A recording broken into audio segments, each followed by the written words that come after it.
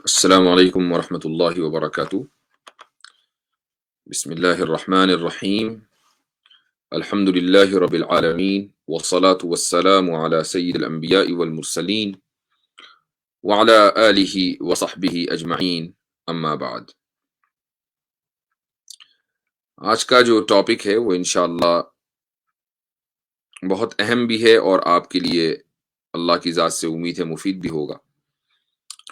قرآن کریم میں سورہ انعام کی آیت نمبر 149، اس میں اللہ فرماتا ہے قل فللہ الحجۃ البالغہ، ایسی دلیل جو دلوں تک پہنچنے والی ہو وہ تو اللہ ہی کی ہے۔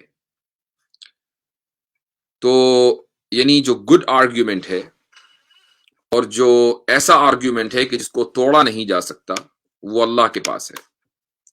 تو اس لیے آج کا جو موضوع ہے وہ ہے what is a good argument. میرے بیک گراؤنڈ میں بھی یہی لکھا ہوا ہے۔ تو ایک گڈ آرگیومنٹ کیسا ہونا چاہیے؟ دو مسئلے ہیں، ایک مسئلہ ہے خدا کے وجود کا اور دوسرا مسئلہ ہے خدا کی وحدانیت کا، یعنی یہ کہ وہ ایک ہے اور اس کے ساتھ کسی کو شریک نہیں ٹھہرایا جا سکتا۔ تو ان دونوں پر ایک اچھا آرگیومنٹ کیا ہو سکتا ہے؟ قرآن نے وہ آرگیومنٹ دیا ہے اور قرآن سے زیادہ مضبوط آرگیومنٹ کوئی دوسرا نہیں ہو سکتا۔ تو یہ جو آیت ہے، سب سے پہلے میں اس آیت کو پڑھتا ہوں اور انشاءاللہ پھر اس آیت کو سمجھنے کی کوشش کریں گے۔ آیت نمبر 148 لے لیتے ہیں، اس سے ایک آیت پہلے اللہ کہتا ہے سَيَقُولُ الَّذِينَ أَشْرَكُوا لَوْ شَاءَ اللَّهُ مَا أَشْرَكْنَا وَلَا آبَاؤُنَا وَلَا حَرَّمْنَا مِنْ شَيْءٍ۔ مشرکین یہ کہیں گے کہ اگر اللہ چاہتا تو نہ ہم شرک کرتے، نہ ہمارے باپ دادا شرک کرتے، نہ ہم شرک کرتے اور نہ ہمارے باپ دادا شرک کرتے، اور نہ ہم کسی چیز کو حرام قرار دیتے۔ وَلَا حَرَّمْنَا مِنْ شَيْءٍ۔ آج بھی آپ دیکھ لیجئے، آپ جب کسی مشرک کو کے ساتھ، کسی غیر مسلم کے ساتھ جب ڈیبیٹ کر رہے ہوتے ہیں تو وہ یہ کہتا ہے کہ ارے قرآن میں تو لکھا ہوا ہے کہ اللہ کی مرضی کے بغیر پتہ نہیں ہلتا، جو کچھ ہوتا ہے وہ اللہ کے ارادے سے ہوتا ہے، تو پھر اللہ نے چاہا کہ میں شرک کروں تو میں تو اس لیے شرک کر رہا ہوں، اس میں میری کیا غلطی ہے؟ یہ ایک بہت کامن سی بات ہے اور لوگ اس چیز کا یہ اعتراض کرتے ہیں، اور کچھ مسلمان عاجز آ جاتے ہیں، یہ سوچتے ہیں کہ یار اس کا کیا جواب ہو۔ یہ بات تو صحیح ہے کہ اگر پتا بھی اللہ کی مرضی سے ہل رہا ہے تو پھر اس نے شرک بھی اللہ کی مرضی سے کیا ہے، تو پھر اللہ اس کو کیسے رسپانسبل ٹھہرا سکتا ہے؟ اللہ تعالیٰ اس کا جواب دے رہا ہے کہ، اور نہ صرف یہ کہہ رہا ہے کہ مشرکین کہہ رہے ہیں، بلکہ یہ کہہ رہا ہے کہ مشرکین کہیں گے۔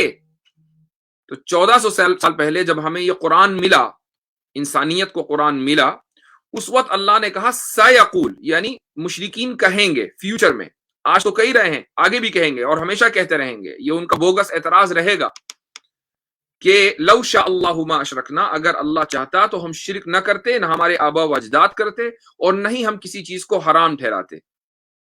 كَذَلِكَ كَذَّبَ الَّذِينَ مِن قَبْلِهِمْ حَتَّى ذَاقُوا بَأْسَنَا۔ اللہ کہہ رہا ہے کہ یہ کوئی نئی بات نہیں ہے، یہ والی بات تو مشرکین ہمیشہ سے کرتے چلے آ رہے ہیں۔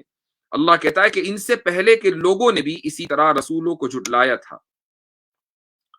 یہاں تک کہ انہوں نے ہمارے عذاب کا مزہ چکھ لیا۔ حَتَّى ذَاقُوا بَأْسَنَا۔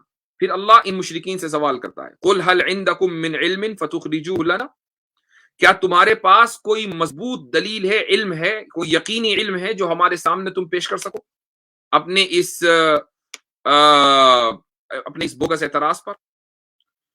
ان تتبعون الا الظن وان انتم الا تخرصون، تم جس چیز کے پیچھے چل رہے ہو وہ گمان کے سوا کچھ نہیں ہے، اور تمہارا کام اس کے سوا کچھ نہیں ہے کہ وہمی اندازے لگاتے رہو۔ اس کے بعد اللہ کہتا ہے کہ مضبوط دلیل اللہ کے پاس ہے، دلوں تک پہنچنے والی دلیل اللہ کے پاس ہے۔ اب دیکھیے یہاں تین باتیں ہیں۔ سب سے پہلی بات تو یہ کہ اللہ تعالیٰ نے ان کے اعتراض کو نقل کیا کہ بھئی ہم تو شرک اس لیے کر رہے ہیں کہ اللہ نے چاہا، اس لیے شرک کر رہے ہیں، چونکہ اللہ کی مرضی کے بغیر کچھ نہیں ہوتا۔ پہلی بات تو اللہ نے ذکر کی۔ دوسری بات اس نے یہ ذکر کی کہ مشرکین کے پاس صرف اور صرف اٹکل پچھو یعنی ظنی دلیلیں، گمان ہوتا ہے، اسپیکولیشنز، وہ صرف گمان کر سکتے ہیں، ان کے پاس کوئی مضبوط دلیل نہیں ہے۔ اور تیسری بات اللہ تعالیٰ نے یہ کہی کہ مضبوط دلیل اللہ کے پاس ہے. تو آج ہم ان 3 پوائنٹس کے اوپر بات کریں گے. سب سے پہلی بات کہ کیا ہم اس چیز کو کیسے سمجھیں کہ جب ہر چیز اللہ کی مشیت سے اور اس کے ارادے سے ہوتی ہے تو پھر ایک مومن کا ایمان اور ایک مشرک کا شرک اور ایک کافر کا کفر یہ بھی تو اللہ کی مرضی اور اللہ کے ارادے سے ہوا ہے. جب یہ اللہ کی مرضی اور اللہ کے ارادے سے ہوا ہے تو پھر ایک مومن کے ایمان کا کیا فائدہ اور ایک کافر کے کفر کا کیا نقصان اور ایک مشرک کے شرک کی کیا اکاؤنٹیبلٹی، ہم کیسے اس کو ذمہ دار ٹھہرا سکتے ہیں؟ اس کا جواب یہ ہے کہ یہ بات بالکل صحیح ہے کہ ہر چیز اللہ کی مرضی سے ہوتی ہے. اس نے یہ چاہا، اس کی مرضی یہ تھی کہ انسان کے علاوہ جتنی بھی مخلوق ہے اس کائنات میں، جتنے بھی جاندار ہیں، ان کو کوئی اختیار نہ ملے. ان کو بس اتنا بتا دیا جائے کہ زندہ کیسے رہنا ہے. وہ پیدا ہوتے ہیں، زندہ رہتے ہیں کچھ عرصے تک، اس کے بعد مر جاتے ہیں. اس کے علاوہ ان کے پاس کوئی دوسری چوائس نہیں ہے. اس کے علاوہ کوئی دوسری چوائس ان کے پاس نہیں ہے. لیکن اس کے علاوہ اللہ تعالیٰ کی مرضی یہ تھی کہ وہ انسان کو با اختیار بنائے، لہٰذا اس نے انسان کو با اختیار بنایا. اللہ کی مرضی یہ تھی کہ انسان اپنے اختیار سے ایمان قبول کرے اور اپنے اختیار سے کفر کرے، اپنے اختیار سے شرک کرے. لہٰذا انسان اپنے اختیار سے کفر کرتا ہے، شرک کرتا ہے یا ایمان لاتا ہے. یعنی انسان کو جو اختیار ملا ہے وہ خدا کی مرضی سے ملا ہے. جانور کو اختیار نہیں ملا، یہ بھی خدا کی مرضی سے ملا ہے. لہٰذا دونوں چیزوں میں کوئی کانٹرڈکشن نہیں ہے کہ دنیا میں جو کچھ ہوتا ہے وہ خدا کی مرضی سے ہوتا ہے. بالکل صحیح ہے، جانور کو اختیار نہیں ملا خدا کی مرضی سے اور انسان کو اختیار ملا خدا کی مرضی سے، اور انسان اپنے اس اختیار کو استعمال کر کے یا تو کافر بن جاتا ہے یا مومن بن جاتا ہے. کون اس میں کہاں کانٹرڈکشن ہے؟ تو یہ مشرکین کا ایک بوگس اعتراض ہے. اس کے بعد آگے پہلی بات تو یہ ہے. دوسری بات، اللہ تعالیٰ یہ کہتا ہے کہ ان لوگوں کے پاس صرف وہمی اور ظنی دلیلیں ہیں، یعنی اسپیکولیٹو آرگیومنٹس ہیں، مضبوط آرگیومنٹس نہیں ہیں. میں آگے بڑھنے سے پہلے تھوڑا سا مشرکین کا تعارف بھی کرا دوں کہ قرآن کی اصطلاح میں مشرک کس کو کہتے ہیں. مشرک صرف وہ نہیں ہے کہ جو بتوں کی پوجا کرے اور خدا کے ساتھ کسی کو شریک ٹھہرائے. مشرک صرف وہ نہیں ہے. قرآن کے مطابق ملحد یعنی کسی بھی خدا کو نہ ماننے والا بھی مشرک ہے. اور وہ کیسے؟ سورہ جاسیہ میں اللہ تعالیٰ یہ فرماتا ہے کہ افرأیت من اتخذ الہہ ہواہ واضلہ اللہ علی علم، کیا آپ نے اس شخص کو دیکھا کہ جس نے اپنی خواہشات کو اپنا خدا بنا لیا، الہہ ہوا، جس نے اپنی خواہشات کو اپنا خدا بنا لیا، وَأَضَلَّهُ اللَّهُ عَلَىٰ علم، اور جس کو اللہ تعالیٰ نے علم دیا اس کے باوجود اللہ نے اس کو گمراہ کر دیا. تو خواہشات کو اس نے خدا بنایا، یعنی خدا کے ساتھ کس کو شریک ٹھہرایا؟ اپنی خواہشات کو. تو جو شخص خدا کے ساتھ کسی کو شریک ٹھہرائے، چاہے وہ کسی پتھر کو شریک ٹھہرائے یا کسی ڈیٹی کو شریک ٹھہرائے یا اپنی خواہشات کو شریک ٹھہرائے، وہ مشرک ہوتا ہے. لہٰذا وہ ملحد جو خدا کو نہیں مانتا، چونکہ وہ اپنے نفس کا تابع ہوتا ہے، اپنے نفس کو خدا بنا بیٹھتا ہے، وہ بھی مشرک ہے. آگے اللہ اگلی آیت میں کہتا ہے سورہ جاسیہ میں کہ وَقَالُوا مَا هِيَ إِلَّا حَيَاتُنَا الدُّنْيَا نَمُوتُ وَنَحْيَا وَمَا يُهْلِكُنَا إِلَّا الدَّهْرُ، کہ یہ جو دنیاوی زندگی ہے بس اتنی ہی ہے، اس کے نہ پیچھے کچھ ہے نہ آگے کچھ ہے. یہاں ہم پیدا ہوئے، یہاں مر جائیں گے. وَمَا يُهْلِكُنَا إِلَّا الدَّهْرُ، یہ جو زمانہ ہے یہ ہمیں ختم کر دے گا. یعنی جو کچھ چل رہا ہے یہ قوانین فطرت جس کو ہم لاز آف نیچر کہتے ہیں، اس کی بنیاد پر چل رہا ہے. اور ٹائم بھی ایک لا ہے، تو اس لا کے تابع ہیں ہم، اسے ہم باہر نہیں نکل سکتے. وَمَا يُهْلِكُنَا إِلَّا الدَّهْرُ، ٹائم شروع ہوا، کائنات شروع ہوئی، ٹائم ختم ہو جائے گا کبھی بھی جا کر، تو کائنات ختم ہو جائے گی، بات ختم. وَمَا يُهْلِكُنَا إِلَّا الدَّهْرُ. اسی وجہ سے ان ملحدوں کو دہریہ کہا جاتا ہے، چونکہ یہ دہر یعنی زمانے کی پوجا کرتے ہیں. ان کے نزدیک زمانہ اور ٹائم ہی سب کچھ ہے. چاہے وہ اس کی پوجا کرنے کا مطلب یہ نہیں ہے کہ وہ اس کے سامنے ہاتھ جوڑ دیں، لیکن یہ کہ وہ اسی کو سب کچھ سمجھتے ہیں، اس لیے ان کو دہریہ کہا جاتا ہے. اب دیکھیے مشرکین کی کئی قسمیں ہو گئی. ایک مشرک تو وہ ہے جو خدا کے ساتھ ایکول پارٹنر ٹھہراتا ہے. دوسرا مشرک وہ ہے جو خدا کے اوتار مانتا ہے اور ان کی عبادت کرتا ہے. اور تیسرا مشرک یہ ہے جو خدا کو نہیں مانتا اور اپنے نفس کی اتباع کرتا ہے، اپنے نفس کو فالو کرتا ہے، اپنی خواہشات کو اس نے خدا بنایا ہوا ہے. یہ سارے کے سارے مشرک ہیں، اور ان سب کے پاس جو دلیلیں ہیں وہ صرف اور صرف اسپیکولیٹو ہیں. مثلا آپ کسی ملحد سے جب بات کرتے ہیں، اس سے پوچھتے ہیں کہ تم خدا کے اوپر کیوں نہیں یقین رکھتے ہو، تو وہ کہتا ہے چونکہ خدا کے وجود کے اوپر مجھے کوئی مضبوط دلیل نہیں ملی. چونکہ اس کے الفاظ پہ آپ غور کریں، چونکہ خدا کے وجود کے اوپر، اس ایگزسٹنس آف گاڈ پر مجھے کوئی مضبوط آرگیومنٹ نہیں ملا. چونکہ مضبوط آرگیومنٹ نہیں ملا، اس لیے میں خدا کے وجود پر یقین نہیں رکھتا ہوں. ایک بات تو وہ یہ کہے گا. دوسری بات وہ ہمیشہ یہ کہے گا کہ سائنس اس کائنات کی بہترین تشریح ہے، اس کی بہترین انٹرپریٹیشن ہے، تو مجھے خدا کی کیا ضرورت ہے اگر سائنس مجھے یہ بتا رہی ہے کہ کائنات کیسے وجود میں آئی. آپ اس کے جواب میں کیا کہہ سکتے ہیں؟ آپ اس کے جواب میں سب سے پہلی بات تو یہ کہیں کہ تمہارا یہ کہنا کہ مجھے مضبوط دلیل نہیں ملی ہے، مضبوطی کا معیار کیا ہے؟ مضبوطی کا کوئی نہ کوئی پیمانہ ہونا چاہیے. اگر مضبوطی کا پیمانہ اور معیار یہ ہے کہ دلیل سننے کے بعد میرے ذہن میں شک نہ آئے، یہ مضبوطی کا معیار یا پیمانہ نہیں ہے. شک تو کسی بھی بات پر آ سکتا ہے. آپ کے اگر کسی انسان کا باپ اپنے بیٹے کو یہ کہے کہ تم میرا بیٹا ہے، ایسا نہیں ہے کہ بیٹے کے ذہن میں کبھی شک نہیں آ سکتا. ہو سکتا ہے کبھی شک آ گیا ہو، یعنی یہ ممکن ہے. شک کا آنا باپ کے اس کہنے کے باوجود کہ تو میرا بیٹا ہے، بیٹے کے ذہن میں یہ شک آ سکتا ہے کہ ہو سکتا ہے کہ باپ میرا باپ نہ ہو. لہذا شک آنا مضبوطی کی دلیل نہیں ہے، مضبوطی کا معیار نہیں ہے. مضبوطی کا معیار یہ ہے کہ جو آرگیومنٹ دیا جا رہا ہے، اس آرگیومنٹ میں جتنے بھی پریمیسز ہیں، ان پریمیسز کو، ان مقدمات کو توڑا نہ جا سکتا ہو، اور اس دلیل کے مقابلے میں، اس کے اگینسٹ، اس سے مضبوط دلیل نہیں لائی جا سکتی ہو. اب کہا جائے گا کہ بھئی یہ جو آپ کی دلیل ہے یہ مضبوط دلیل نہیں ہے، چونکہ میرے پاس آپ کا کے کاؤنٹر میں اور آپ کے مقابلے میں اس سے بہتر دلیل ہے، جس کو میں آپ کی دلیل کو توڑ سکتا ہوں لیکن آپ میری دلیل کو نہیں توڑ سکتے. یہ ہے مضبوطی کا معیار. اب قرآن نے کیا دلیل دی ہے، اس کو ہم کیسے سمجھیں گے، کیسے ایکسپلین کریں گے، میں ابھی بتاؤں گا. پہلی بات تو یہ ہے. دوسری بات یہ ہے کہ وہ یہ کہتا ہے کہ سائنس اس کائنات کی بہترین تشریح ہے، اور سائنس ہمیں بتاتی ہے کہ کائنات کیسے وجود میں آئی. ٹھیک ہے، بالکل صحیح ہے، اور میں ایگری کرتا ہوں اس بات سے کہ سائنس اس کائنات کی بہترین تشریح ہے، اس میں کوئی شک نہیں ہے. لیکن سائنس آپ کو صرف یہ بتا سکتی ہے کہ کائنات کیسے وجود میں آئی ہے. کائنات کیوں وجود میں آئی ہے، سائنس کبھی بھی اس کا جواب نہیں دے سکتی. کیوں کا جواب سائنس کے پاس نہیں ہے.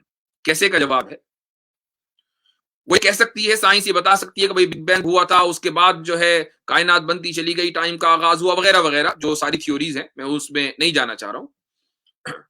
سائنس آپ کو پرفیکٹلی یہ بتا سکتی، پرفیکٹلی تو خیر ابھی بھی نہیں بتا سکتی، لیکن ہو سکتا ہے کہ کسی موقع پر سائنس جا کر پرفیکٹلی آپ کو یہ بتا دے.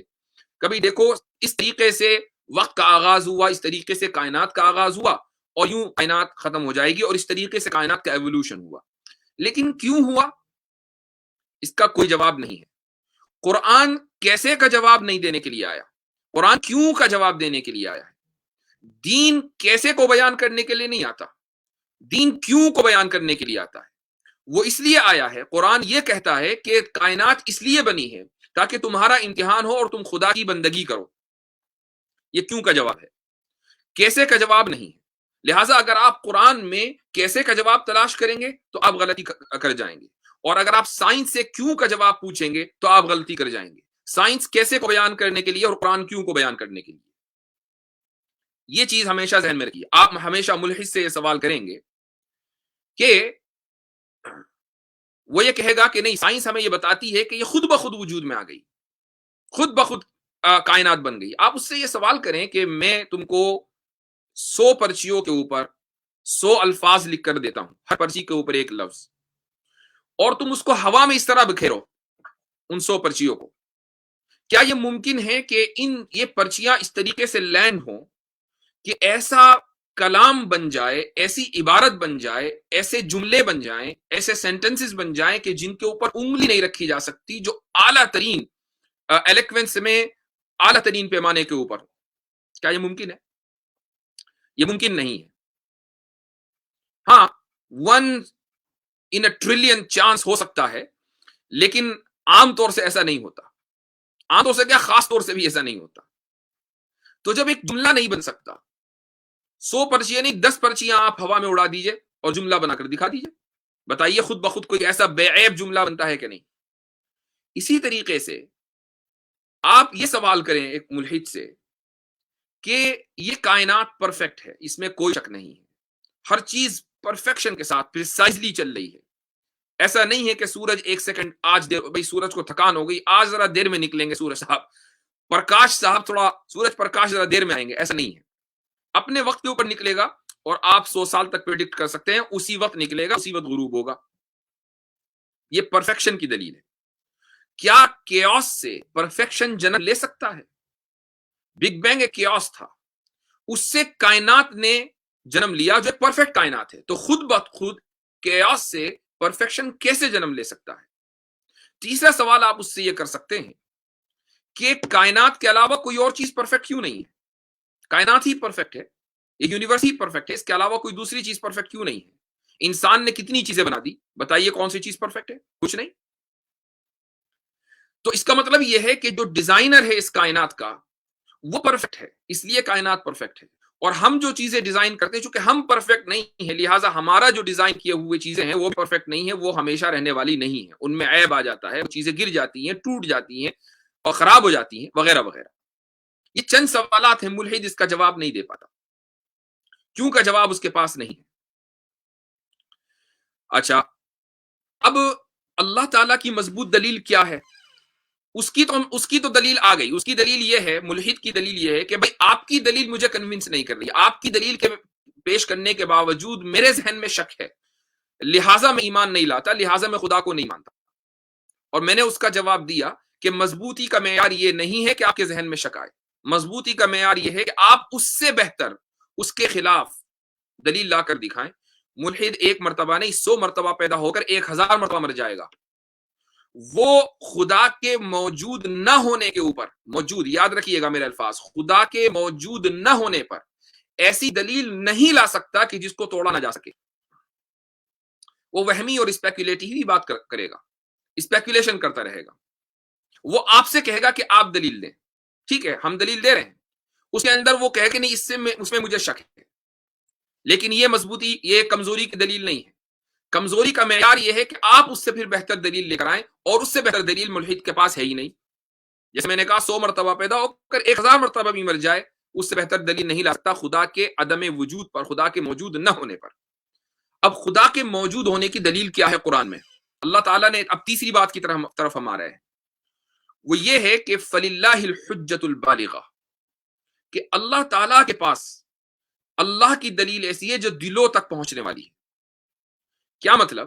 یعنی وہ کامن سینسیکل آرگیومنٹ ہے، ہر ایک آدمی کو سمجھا جا سکتا ہے، سمجھ میں آ سکتا ہے. اس کے لیے سائنٹسٹ ہونا ضروری نہیں ہے، اس کے لیے میڈیکل فیلڈ سے آنا ضروری نہیں ہے. ایک کسان بھی سمجھ سکتا ہے، ایک بے پڑھا لکھا انسان بھی سمجھ سکتا ہے، ایک عام مزدور بھی سمجھ سکتا ہے، ڈاکٹر بھی سمجھ سکتا ہے، پڑھا لکھا سائنٹسٹ بھی سمجھ سکتا ہے. کسی بھی فیلڈ سے آپ ہوں، آپ اس کو سمجھ سکتے ہیں. اور اس کو توڑنے کا کیا طریقہ ہے میں وہ بھی بتاؤں گا. اگر آپ اس دلیل کو توڑنا چاہتے ہیں تو اس کا ایک طریقہ ہے، وہ پروسیجر میں آپ کو بتا دوں گا. آپ پورے دن سوچتے رہیے گا، کل کو آ کر مجھے بتائیے گا کہ ہم نے توڑ دی اس دلیل کو. یہ دلیل جو ہے قرآن کریم کی ایک آیت ہے سورہ نحل میں، یہ اس سے نکلی ہے. اور یہ دلیل جو میں دے رہا ہوں یہ خدا کے وجود پر دے رہا ہوں. دلیل آیت ہے وَلِلَّهِ الْمَثَلُ الْأَعْلَى، اعلیٰ درجے کی صفات صرف اللہ کے لیے ہیں، اعلیٰ درجے کی صفات صرف اللہ کے لیے ہیں. وَلِلَّهِ الْمَثَلُ الْأَعْلَى، اللہ تعالیٰ نے اس دلیل کی طرف اشارہ کر دیا اور آگے بڑھ گیا. اب دلیل کیا ہے؟ دیکھیے، پہلا جو ہماری دلیل کا جو پہلا پریمس ہے یا پہلا مقدمہ ہے وہ یہ ہے کہ ہر ادنا کے لیے اعلیٰ کا ہونا ضروری ہے، ورنہ ادنا ادنا نہیں ہوگا. ہر ادنا کے لیے، ہر لوور کے لیے ہائر ہونا ضروری ہے، ورنہ لوور نہیں ہو سکتا. یہ ایسا مقدمہ ہے کہ اس کو آپ نہیں توڑ سکتے، یہ کامن سینس ہے. اچھا، آگے اگلا مقدمہ پیش کرنے سے پہلے یا اگلا پریمس پریزنٹ کرنے سے پہلے میں یہ بھی بتا دوں کہ ہم موجود ہیں اور ہمارا وجود ادنا ہے. ہم انسان یا کائنات میں جتنی بھی چیزیں ہم دیکھ رہے ہیں یہ موجود ہیں، اور ہمارا جو وجود ہے یہ ادنا ہے، یعنی یہ لوور لیول، لوور کوالٹی ہے، اس کو آپ لوور کوالٹی کہہ لیں، یہ لوور ایگزسٹنس ہے۔ اور اس کی دلیل کیا ہے؟ اس کی دلیل یہ ہے کہ یہ وجود شروع ہوتا ہے ختم ہو جاتا ہے، اس کا ختم ہو جانا، اس کا خراب ہو جانا، اس کا دوسری چیزوں سے یا ماحول سے متاثر ہو جانا، یہ اس بات کی دلیل ہے کہ یہ ادنا ہے۔ جب ہر ادنا کے لیے اعلیٰ کا ہونا ضروری ہے اور ہمارا وجود ادنا ہے تو پھر ایک اعلیٰ وجود ہونا بھی ضروری ہے۔ ایسا اعلیٰ وجود، اچھا ہمارا وجود ادنا کیوں ہے، ہمارا وجود لوور کیوں ہے؟ چونکہ وہ ختم ہو جاتا ہے، لہٰذا ایسا وجود کا ہونا ضروری ہے جو ختم نہ ہو، اسی کو ہم اعلیٰ کہیں گے، اسی کو ہم ہائر کہیں گے۔ ایک ایسے ہائر بینگ کا ہونا ضروری ہے کہ جو کبھی ختم نہ ہو، اس کو ہم عربک ٹرمینالوجی میں واجب الوجود کہتے ہیں، یعنی واجب الوجود ایسی ذات کہ انگریزی میں اس کو بولتے ہیں نیسیسری ایگزسٹنٹ، کہ جو نہ کبھی جس کی شروعات ہو، نہ کبھی نہ کہیں اس کا اختتام ہو، اور یہی خدا کی تعریف ہے۔ سمپل سا آرگیومنٹ ہے، سمپل سا آرگیومنٹ ہر ایک آدمی سمجھ سکتا ہے۔ ہر ادنا کے لیے اعلیٰ کا ہونا ضروری ہے، ہم ادنا ہیں لہٰذا اعلیٰ کا اعلیٰ وجود ہونا ضروری ہے، وہ اعلیٰ وجود ہی اللہ ہے۔ اب اگر آپ اس آرگیومنٹ کو توڑنا چاہتے ہیں تو آپ کے پاس دو راستے ہیں۔ پہلا راستہ، آپ یہ ثابت کریں کہ نہیں، ہر ادنا کے لیے اعلیٰ کا ہونا ضروری نہیں ہے، لوور کے لیے ہائر کا ہونا ضروری نہیں ہے، آپ اس کو ثابت کر دیجئے، آرگیومنٹ ٹوٹ جائے گا۔ دوسرا طریقہ بھی میں بتا دیتا ہوں، وہ یہ کہ آپ یہ ثابت کریں کہ ہمارا وجود ادنا نہیں ہے، ہمارا وجود اعلیٰ ہے، ہم ہائر بینگ ہیں، آپ یہ ثابت کریں۔ اور یہ یاد رکھیے کہ ہائر بینگ ہونے کے لیے ضروری یہ ہے کہ پھر آپ کا وجود نہ کبھی شروع ہوا ہو اور کبھی ختم۔ ٹھیک ہے، تو جب یہ ثابت کر دیں گے آپ، یہ ستیہ سناتن دھرم کہہ رہے ہیں، کر دینا، جب آپ ویڈیو بنا لیجئے گا ایک اس کے خلاف، ہر ادنا کے لیے اعلیٰ کا ہونا ضروری نہیں ہے، ایک تو یہ ثابت کر دیجئے گا۔ دوسرا یہ ثابت کر دینا کہ ہمارا وجود اعلیٰ ہے، لہذا ہم ہی ہائر بینگ ہیں، ہمارے اوپر کوئی نہیں ہے، اور ہائر بینگ کے لیے ضروری یہ ہے کہ وہ ہمیشہ سے اور ہمیشہ رہے۔ تو ایک ویڈیو بنائیے گا اس کے اوپر اور اس کو ثابت کیجئے، ٹھیک ہے؟ تو اس آرگیومنٹ کو اس طریقے سے توڑا جا سکتا ہے۔ تو یہ بھی میں نے بتا دیا۔ اب یہ ہماری آنےسٹی ہے کہ ہم آپ کو نہ صرف یہ کہ آرگیومنٹ دے رہے ہیں، بلکہ یہ بھی بتائیں کہ آرگیومنٹ توڑنا کیسے ہے۔ یہ کو آپ کو کوئی نہیں بتائے گا، یہ تو ہے خدا کے وجود کے اوپر دلیل۔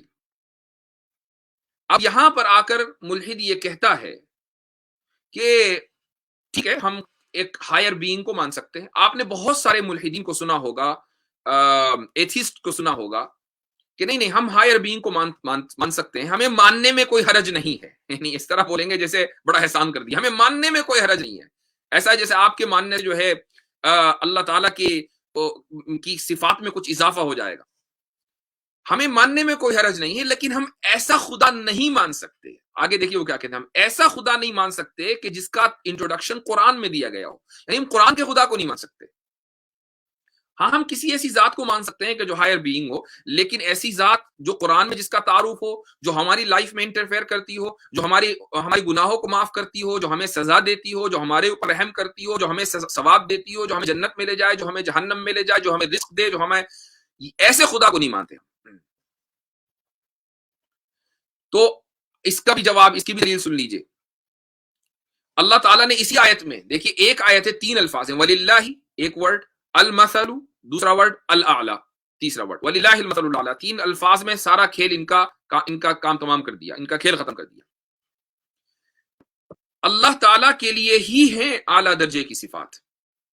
اب دیکھیے جتنی بھی اعلیٰ درجے کی صفات انسان میں ہیں، چونکہ ہم لوور بینگ ہیں، یہ تو یہ ماننا پڑے گا، اس کو مانے بغیر کوئی چارہ کار نہیں ہے۔ ہم لوور بینگ ہیں، لہذا اگر جو اعلیٰ درجے کی صفات ہمارے اندر ہوں گی تو ہائر بینگ میں ان اعلیٰ درجے کی صفات کا بدرجے اولا ہونا ضروری ہے۔ ان اعلیٰ درجے کی صفات کا بدرجے اولا ہونا ضروری ہے، یہ الفاظ یاد رکھیے گا۔ ہم چونکہ لوور بینگ ہیں ہمارے اندر جو اعلیٰ درجے کی صفات ہیں، ہمارے اندر جو اعلیٰ درجے کی کوالٹیز ہیں، ہائر بینگ میں ان کوالٹیز کا بہتر طریقے پر بدرجہ اولا ہونا ضروری ہے. بدرجہ اولا یعنی ان دا فرسٹ پلیس. اب مثال کے طور پر ہمارے اندر انسانوں میں اعلیٰ درجے کی کوالٹی یہ ہے کہ ہم رحم کرتے ہیں. ہمارے اندر ہمدردی، ہم رحم کرتے ہیں. ماں کے اندر رحم ہے، ممتا ہے اپنی اولاد کو لے کر. تو ہم لوور بینگ ہیں. اب اس ہائر بینگ میں رحم کا اعلیٰ پیمانے پر ہونا ضروری ہے، اسی لیے وہ رحمان اور رحیم ہے. اسی لیے اس کا ایک نام الرحمان اور الرحیم ہے. ہم لوگوں کی غلطیاں معاف کر دیتے ہیں، یہ ایک اچھی کوالٹی ہے. اور ہم لوور بینگ ہیں، تو اعلیٰ جو ہائر بینگ ہے اس میں اس کوالٹی کا بدرجہ اولا ہونا ضروری ہے، اسی لیے وہ غفار ہے اور غفور ہے. ہم اتھارٹی رکھتے ہیں اور یہ اچھی صفت ہے.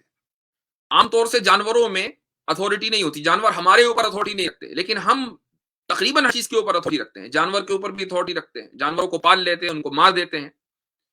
کوئی ریونج لینے والا نہیں ہے. ہم دوسرے انسانوں کے اوپر اتھارٹی رکھتے ہیں، یہ ایک اچھی صفت ہے اتھارٹی ہونا، چونکہ اس اتھارٹی سے ڈسپلن باقی رہتا ہے. اگر اتھارٹی ختم ہو جائے دنیا میں کسی کی تو ڈسپلن نہ ہو. تو اتھارٹی ہونا ایک اچھی صفت ہے. جب لوور بینگ میں یعنی ہمارے اندر یہ اچھی صفت ہے، تو جو ہائر بینگ ہے اس میں اس صفت کا بدرجہ اولا ہونا ضروری ہے. اسی لیے اگر ہم مالک ہیں تو وہ مالک یوم الدین ہے، وہ مالک یوم الدین ہے. اب دیکھیے خدا کا جو تعارف قرآن میں آیا وہ کیا آیا؟ الحمدللہ رب العالمین الرحمن الرحیم مالک یوم الدین. خدا کو کہا گیا رحمان ہے، رحیم ہے، مالک یوم الدین ہے. آپ بسم اللہ پڑھتے ہیں، اس میں دو صفتیں اللہ کی آ جاتی ہیں، بسم اللہ الرحمن الرحیم، الرحمن الرحیم. تو ایسے خدا کا ماننا ضروری ہے. اگر آپ اپنے آپ کو لوور بینگ مانتے ہیں، اور ماننا پڑے گا، تو پھر ایسے خدا کا ماننا ضروری ہے، ایسے خدا کا ماننا ضروری ہے کہ جو رحمان بھی ہو، رحیم بھی ہو، غفار بھی ہو اور مالک یوم الدین بھی ہو، یعنی ہماری لائف کے اندر وہ انٹرفیئر کرے اور ہمیں بتائے کہ کیا کرنا ہے اور کیا نہیں کرنا. اب کوئی یہ کہہ سکتا ہے کہ بھئی اگر وہ رحمان اور رحیم ہے تو سزا بھی تو دیتا ہے. بالکل، چونکہ سزا دینا انصاف کے لیے ہے اور انصاف کرنا یہ ایک اچھی صفت ہے. لہٰذا اگر ہم انصاف کرتے ہیں تو اچھے ہوتے ہیں، تو اللہ تعالیٰ کا منصف ہونا، عادل ہونا ضروری ہے. اب کسی کو اس کو ماننا ہے تو مانے، نہیں ماننا ہے تو جہنم میں جائے ہماری بلا سے. یہ ایک ایسا آرگیومنٹ ہے خدا نے دیا ہے کہ آپ اس کو توڑنے کے لیے آپ کو یہی ثابت کرنا پڑے گا کہ نہیں، ہم ہائر بینگ ہیں اور ہم سے اوپر کوئی ہائر بینگ نہیں ہے. اور ہائر بینگ ہونے کے لیے ضروری یہ ہے کہ ہمارا وجود ہمیشہ سے ہے اور ہمیشہ رہے گا. پہلے تو یہ ثابت کرنا پڑے گا، اور دوسرے یہ ثابت کرنا پڑے گا کہ اگر ہم لوور بینگ ہوں بھی، ادنا وجود ہوں بھی، تو بھی اچھی کوالٹیز صرف ہمارے اندر ہی ہوں گی، وہ اعلیٰ وجود کے اندر نہیں ہو سکتی. پھر یہ ماننا پڑے گا. اگر آپ یہ ثابت کریں تو آرگیومنٹ ٹوٹے گا، ورنہ نہیں ٹوٹے گا. یہ ہے وَلِلَّهِ الْمَثَلُ الْأَعْلَى. سمپل سی بات ہے. یہی وجہ ہے کہ دیکھیے اس اسٹریم کو کچھ غیر مسلم بھی سن رہے ہیں، ان کے سمجھ میں آ رہا ہے، ان کے سمجھ میں آ رہا ہے. اسی لیے تو کہہ رہے کہ میں نہیں مانتا، اسی لیے تو کہہ رہے ہم سے ڈیبیٹ کر لو. ایسے مجہول لوگوں سے میں کیا ڈیبیٹ کروں؟ ڈیبیٹ کرنے سے کوئی فائدہ نہیں. اصل بات یہ ہے کہ آپ اس چیز کو سمجھ رہے ہیں یا نہیں. آپ کو سمجھ میں نہیں آتا آپ نہیں مانیے، آپ کو سمجھ میں آتا ہے مانیے. ہمارا کام ہے قرآن کریم کی بات کو آپ تک پہنچا دینا، اور اللہ تعالیٰ کی اس جو ذمہ داری اس نے ہمیں دی ہے رسول کے واسطے سے. اللہ کہتا ہے کہ یا ایھا الرسول بلغ ما انزل الیک من ربک، اے رسول جو کچھ آپ کے اوپر اللہ نے نازل کیا ہے آپ اس کو پہنچا دیجیے. رسول نے پہنچا دیا. رسول نے ان لوگوں تک پہنچایا جن کو صحابہ کہا جاتا ہے، صحابہ نے ان لوگوں تک پہنچایا جن کو تابعین کہا جاتا ہے، تابعین نے ان لوگوں تک پہنچایا جن کو تبع تابعین کہا جاتا ہے، اور اس کے بعد ایک نسل نے اگلی نسل کو، دوسری نسل نے تیسری نسل کو، یہاں تک ہم تک پہنچا اور ہم آپ تک پہنچا رہے ہیں. تو ہم اس ذمہ داری کو پورا کر رہے ہیں جو ہر نسل نے پوری کی ہے. میں بھی اسی ذمہ داری کو پورا کر رہا ہوں اور یہ اللہ تعالیٰ کا فضل ہے. یہ آپ تک پہنچ رہی ہے، یہ آپ کی امانت ہے جو آپ تک پہنچ رہی ہے، یہ آپ کو بلیو کرنا چاہیے تھا۔ اب اگر آپ نے ایگو کا چشمہ اپنی آنکھ پر لگا رکھا ہے تو اس کا کوئی علاج نہیں ہے۔ اللہ تعالیٰ کو آپ کی ضرورت نہیں ہے، آپ نہ مانیں نہ مانیں، ایسا نہیں ہے کہ آپ کے نہ ماننے سے اللہ کی حکومت میں کوئی کمی آ جائے گی، یا آپ کے ماننے سے اللہ تعالیٰ کی حکومت میں کوئی اضافہ ہو جائے گا، ایسا نہیں ہے۔ آپ کو اگر ماننا ہے یہ آپ کے فائدے میں ہے، اور آپ کو نہیں ماننا ہے تو اس میں آپ کا نقصان ہے۔ اللہ کا کوئی نقصان نہیں، میرا کوئی نقصان نہیں، اور دنیا میں کسی بندے کا کوئی نقصان نہیں ہے۔ اس لیے ہمارا کام صرف پہنچا دینا ہے۔ اللہ تعالیٰ نے خود رسول اللہ صلی اللہ علیہ وسلم کو یہ کہا کہ انک لا تہدی من احببت ولکن اللہ یہدی من یشاء، کہ اے محمد صلی اللہ علیہ وسلم آپ اگر چاہیں کسی کو ہدایت دینا، ہدایت نہیں دے سکتے، کام تو اللہ تعالیٰ کا ہے۔ تو رسول اللہ صلی اللہ علیہ وسلم کی خواہش تھی کہ پوری دنیا مسلمان ہو جائے، پوری دنیا نہیں ہوئی، اس لیے اس سے اللہ تعالیٰ کے اوپر کوئی فرق پڑ گیا؟ نہیں، اللہ تعالیٰ اس کا جواب خود دے رہا ہے اسی آیت میں۔ یہ جو اس آیت کو میں نے بچا کر رکھا تھا، اسی آیت میں، جو آیت جس پر آج ہم گفتگو کر رہے ہیں، اسی آیت میں اللہ تعالیٰ فرماتا ہے قل فللہ الحجۃ البالغہ، آیت نمبر 49، کہ اے پیغمبر آپ ان سے کہہ دیجئے کہ دلیل ایسی تو اللہ کے پاس ہے جو دلوں تک پہنچنے والی ہے۔ دیکھیں سب کے دلوں تک پہنچ گئی، اسی لیے کچھ لوگ ریجیکٹ کر رہے ہیں، کچھ لوگ ریجیکٹ نہیں کر رہے ہیں، سب کے دلوں تک پہنچ گئی۔ اللہ کے پاس دلیل ایسی ہے کہ جو دلوں تک پہنچنے والی ہے۔ اور آگے ایک نے کہا آئی ریجیکٹ، گڈ، اللہ کہتا ہے فلو شاء لہداکم مجمعین، اللہ تعالیٰ اگر چاہتا تو تم سب کو زبردستی ہدایت دے دیتا۔ اگر تمہاری ہدایت یا تمہارے ایمان لانے کی وجہ سے اللہ کا کوئی فائدہ ہونا تھا تو تم سب کو زبردستی مومن بنا دیتا، لیکن اللہ نے یہ نہیں چاہا۔ اللہ چاہتا ہے کہ تم جو کام کرو اپنے اختیار سے کرو، تمہیں کفر کرنا ہے اپنے اختیار سے کرو، تمہیں ایمان لانا ہے اپنے اختیار سے کرو، اور تمہیں شرک کرنا ہے اپنے اختیار سے کرو۔ اس کے کانسیکوینسز پھر اس وقت ہوں گے جب قیامت کا دن ہوگا اور اللہ تعالیٰ انصاف کرنے کے لیے لوگوں کو بلائیں گے، تو کانسیکوینسز لوگوں کو اس وقت پتہ چل جائیں گے۔ یہ صرف میں نے آج ایک دلیل ذکر کی ہے، فللہ الحجۃ البالغہ، یعنی خدا کے وجود پر، خدا کے ایک ہونے پر جو دلیل ہے وہ میں 2 دن پہلے ذکر کر چکا ہوں، اور جو لوگ مستقل اس اسٹریم کو دیکھ رہے ہیں وہ انشاءاللہ 2 دن پہلے کی جو پروگرام ہے اس میں جا کر دیکھ سکتے ہیں۔